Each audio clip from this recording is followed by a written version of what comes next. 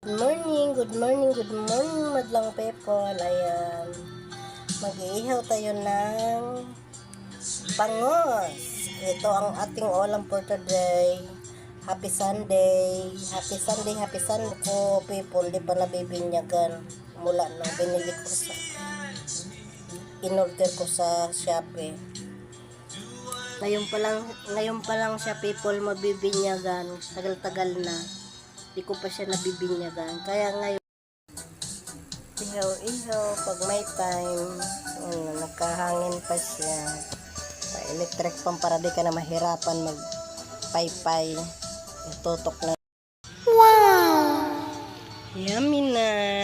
Ayan, mabangunan. Makaluto na tayo, people. Sarap ng kumain. Ayan.